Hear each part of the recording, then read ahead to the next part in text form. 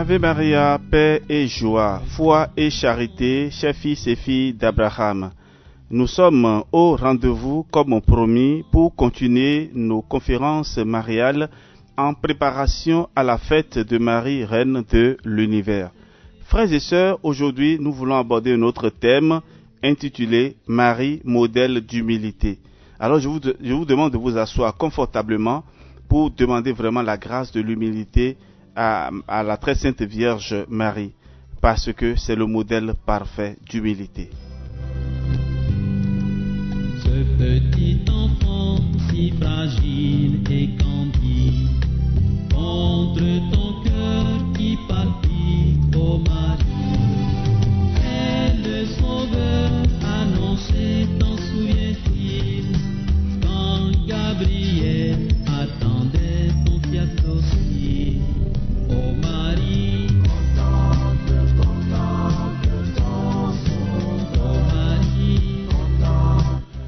Oui, frères et sœurs, nous abordons aujourd'hui le thème Marie, modèle d'humilité. Et le texte de base, c'est toujours l'évangile selon Saint Luc, chapitre 1, verset 48. Et nous lisons, « Il a porté son regard sur son humble servante ». Donc c'est Marie qui dit que Dieu a porté son regard sur son humble servante. Le petit Larousse en couleur définit l'humilité comme étant le sentiment de celui qui est humble.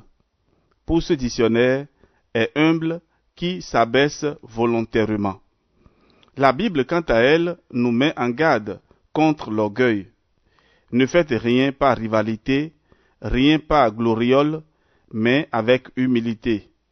Considérez les autres comme supérieurs à vous. Que chacun ne regarde pas à soi seulement, mais aussi aux autres.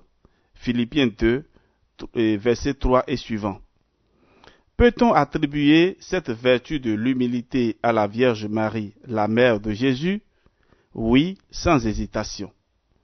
S'il n'y avait pas son fils Jésus, modèle parfait d'humilité, pour la surpasser dans cette vertu, nous n'hésiterions pas à affirmer que Marie est le modèle le plus pur de l'humilité dans la Bible.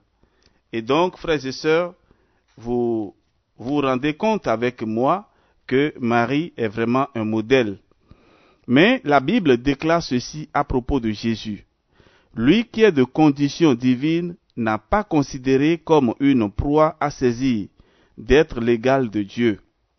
Mais il s'est dépouillé, prenant la condition de serviteur, devenant semblable aux hommes et reconnu à son aspect comme un homme. Il s'est abaissé, devenant obéissant jusqu'à la mort sur une croix. C'est pourquoi Dieu l'a souverainement élevé et lui a conféré le nom qui est au-dessus de tout nom, afin qu'au nom de Jésus tout genou fléchisse, dans les cieux, sur la terre et sous la terre, et que toute langue professe que le Seigneur, c'est Jésus-Christ, à la gloire de Dieu le Père. Nous lisons cela dans la lettre de Saint Paul aux Philippiens, chapitre 2, versets 6 à 11. De même que Saint Paul exalte dans ce merveilleux passage l'humilité de Jésus, qui, en tant que fils unique de Dieu, aurait pu revendiquer d'être l'égal de Dieu, mais a plutôt librement choisi de s'abaisser, nous pouvons également saluer l'humilité de Marie. En effet, elle porte le titre le plus glorieux qu'il ait jamais été donné à un être humain de porter, celui de Mère de Dieu. De même que Jésus n'a eu qu'un seul Père, Dieu lui-même, Joseph n'étant, mais quel honneur, qu'un père adoptif, il n'a eu qu'une seule mère, la Vierge Marie. Nulle part dans la Bible, Marie n'a essayé de tirer avantage de ce statut hors du commun, mais elle est restée si effacée que c'est à peine qu'on fait mention de son existence une fois que son divin Fils est devenu adulte. Frères et sœurs bien-aimés, comme le disait à juste titre Saint Jean-Paul II lors des audiences générales du 5 janvier 2000, nous citons « Marie est la seule mère qui peut dire en parlant de Jésus « mon fils », comme le dit le Père « tu es mon fils ». Pour sa part, Jésus dit au Père, Abba, Papa, tandis qu'il dit Maman à Marie, exprimant dans ce nom toute son affection filiale. Est-ce que Marie n'avait pas conscience du destin unique que Dieu lui avait réservé? Si, dès l'instant où l'ange Gabriel lui a révélé le projet de Dieu à son égard, elle n'a pas pu éviter de prendre conscience du rôle extraordinaire que Dieu lui réservait dans la venue de son Fils sur la terre et de l'aura qu'elle pouvait en tirer. Et les circonstances mystérieuses qui ont entouré la naissance de son Fils n'ont pas manqué de la conforter dans l'idée que cet enfant n'était pas ordinaire. Frères et sœurs bien-aimés, comme toute autre jeune fille bien élevée d'Israël de l'époque, Marie était parfaitement au courant de l'attente du Messie en Israël. S'il a été troublé par le rôle que Dieu lui réservait dans son dessein de salut, elle n'a pas semblé surprise par l'annonce de l'ange concernant la venue du Messie en la personne de Jésus. Plus clairement encore, la salutation de sa cousine Élisabeth n'a pas manqué, au cas où elle ne le savait pas encore, d'attirer son attention sur le privilège qui était le sien en tant que mère de l'unique sauveur que Dieu ait jamais donné à tous les hommes. En effet, voici la salutation que sa vieille cousine lui adressa. Tu es bénie plus que toutes les femmes. Béni aussi est le fruit de ton sein. Comment m'est-il donné que vienne à moi la mère de mon Seigneur? Dans Luc 1, verset 42 et suivant, nous lisons cela.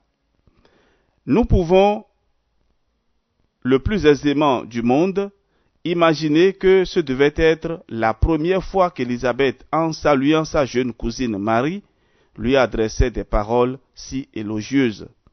Évidemment, le statut de Marie avait changé. Dieu l'avait élevée, et Élisabeth, qui venait d'en avoir la révélation de la part du Saint-Esprit, ne pouvait ne pas en tenir compte dans ses rapports avec Marie. Et vous, frères et sœurs, tenez-vous compte dans vos rapports avec la Vierge Marie de l'élévation unique dont elle a bénéficié de la part de Dieu? Êtes-vous indifférent à cette élévation? Pour ma part, je crois que tous ceux qui sont réellement conduits par le Saint-Esprit ne peuvent rester indifférents devant une telle merveille de Dieu dans la vie de Marie. En nous rapportant les paroles d'Élisabeth, l'évangéliste Luc n'avait pas, il me semble, pour seul souci de faire un compte rendu fidèle de ce qui concernait la vie de Jésus. Il nous invite, ou mieux encore, Dieu nous invite, à travers lui, aussi à imiter l'exemple d'Élisabeth, en reconnaissant que Marie est réellement bénie entre toutes les femmes à cause de ce que le fruit de ses entrailles, Jésus, est béni. Frères et sœurs bien-aimés, la plupart des personnes ordinaires ne se seraient jamais remises d'être si brusquement propulsées au devant de la scène. Peu de femmes auraient manqué de tirer vanité d'un statut aussi prestigieux que celui de la plus bénie de toutes les femmes, ou encore celui de mère du Seigneur. Mais tel n'a pas été le cas de Marie. Au contraire, la salutation d'Élisabeth va lui inspirer les plus belles paroles de louange adressées à Dieu qu'on puisse trouver dans les pages du Nouveau Testament. Et nous citons: « Mon âme exalte le Seigneur, et mon esprit s'est rempli d'allégresse à cause de Dieu mon Sauveur, parce qu'il a porté son regard sur son humble servante. Oui, désormais, toutes les générations me proclameront bienheureuse, parce que le Tout-Puissant a fait pour moi de grandes choses, saint est son nom. Sa bonté s'étend de génération en génération sur ceux qui le craignent. Il est intervenu de toute la force de son bras, il a dispersé les hommes à la pensée orgueilleuse, il a jeté les puissants à bas de leur trône et a élevé les humbles. Les affamés, il les a comblés de biens, et les riches, il les a renvoyés les mains vides. Il est venu en aide à Israël son serviteur en souvenir de sa bonté, comme il avait dit à nos pères, en faveur d'Abraham et de sa descendance pour toujours. » Fin de citation. Luc 1, versets 46 à 55. Chers amis, j'aime ici rappeler ces merveilleux mots de Martin Luther. Et oui, Martin Luther, le réformateur protestant. En 1521, alors qu'il commentait ce qu'il a lui-même appelé « Saint Cantique de la Mère bénie de Dieu », il affirme que ce hymne devrait être appris et retenu par tous. Car, nous le citons toujours, dans le Magnificat, Marie nous enseigne comment nous devons aimer et louer Dieu. C'est toujours Luther qui parle. Elle veut être le plus grand exemple de la grâce de Dieu au point d'inciter chacun à la confiance et à la louange de la grâce divine. Fin de citation. Monsieur Luther, dans Écrits religieux, sous la direction de V. Vinaille, Turin, 1967, les pages 431 à 512. Alors, frères et sœurs, alors que sa cousine lui adresse des paroles qui auraient rendu n'importe lequel d'entre nous fiers et orgueilleux, Marie préfère plutôt chanter les louanges de Dieu. Et ce n'est pas tout. Après cette merveilleuse louange de Marie, il est précisé au verset suivant qu'elle demeura avec Élisabeth environ 3 mois, sans doute, jusqu'à l'accouchement de celle-ci. Comment appelez-vous le fait que la mère de l'homme le plus puissant que la terre ait jamais porté n'ait trouvé rien de mieux à faire immédiatement en apprenant la nouvelle d'une telle élévation que de se mettre volontairement au service d'une pauvre parente pendant 3 mois. Voyez-vous vous-même. Moi, j'appelle cela de la pure humilité. Élisabeth se sentait indigne que la mère de son sauveur soit venue jusqu'à elle. Eh bien, cela n'a pas empêché Marie de se mettre à son service 3 mois durant. Nous sommes habitués à voir que les personnes d'un rang élevé soient servies par les autres. Pour Marie, c'était le contraire. Son nouveau statut humain et spirituel élevé n'avait rien changé dans ses rapports avec sa cousine Élisabeth, plus âgée qu'elle. Marie considérait que c'était toujours à elle, la plus jeune, de se mettre au service de sa parente plus âgée. Elle était désormais la plus grande aux yeux de Dieu et des hommes, mais elle continuait de se mettre au service des autres.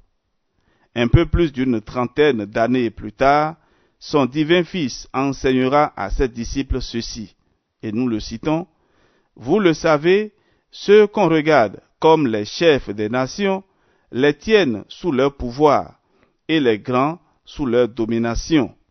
Il n'en est pas ainsi parmi vous. Au contraire, si quelqu'un veut être grand parmi vous, qu'il soit votre serviteur. Et si quelqu'un veut être le premier parmi vous, qu'il soit l'esclave de tous. Car le Fils de l'homme est venu, non pour être servi, mais pour servir et donner sa vie en rançon pour la multitude. » Fin de citation. Évangile selon saint Marc, chapitre 10, versets 42 à 45. Frères et sœurs bien-aimés, ni dans ses rapports avec son divin Fils, ni dans ses rapports avec les autres personnes, la Bible ne rapporte un seul exemple où Marie a essayé de tirer vanité de son statut de mère de Dieu ou de mère de Jésus. Elle n'a jamais réclamé aucun miracle pour elle-même, elle n'a voulu tirer aucun avantage de sa position enviable. Et c'est ainsi que nous prendrons une pause, et ceci pour la conclusion de notre conférence mariale de ce jour.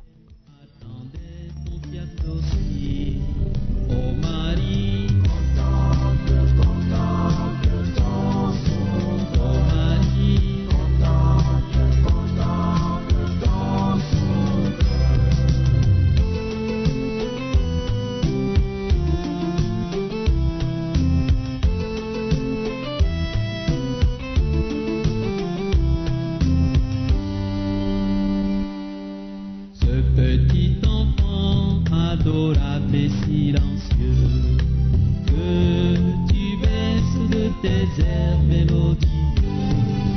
C'est la puissance, la parole de Dieu, par qui sont faits et la terre et les cieux.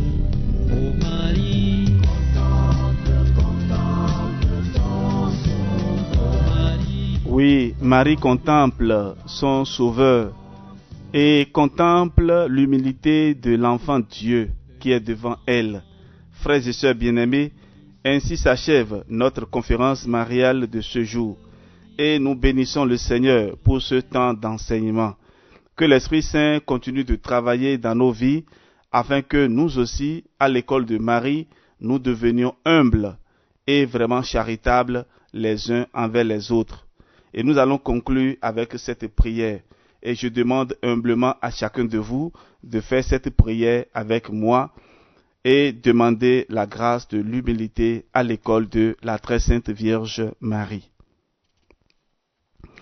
Ô Marie, humble servante du Seigneur, obtiens, je t'en prie, de ton divin Fils, mon Seigneur et Sauveur, qu'il m'accorde, comme à toi, la grâce d'exalter la grandeur de Dieu par mes lèvres et par mes actes, qu'il brise en moi tout esprit d'orgueil et me donne de considérer toujours les autres comme étant supérieurs à moi, qu'il me donne de me mettre au service de mon prochain sans attendre de sa part ni reconnaissance ni récompense.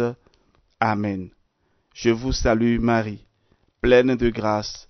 Le Seigneur est avec vous. Vous êtes bénie entre toutes les femmes, et Jésus, le fruit de vos entrailles, est béni. Sainte Marie, Mère de Dieu, priez pour nous pauvres pécheurs, maintenant et à l'heure de notre mort. Amen. Frères et sœurs bien-aimés, nous nous donnons rendez-vous à demain pour continuer notre parcours à l'école de la très sainte Vierge Marie. Que le Seigneur soit votre joie, au nom du Père et du Fils et du Saint-Esprit. Amen.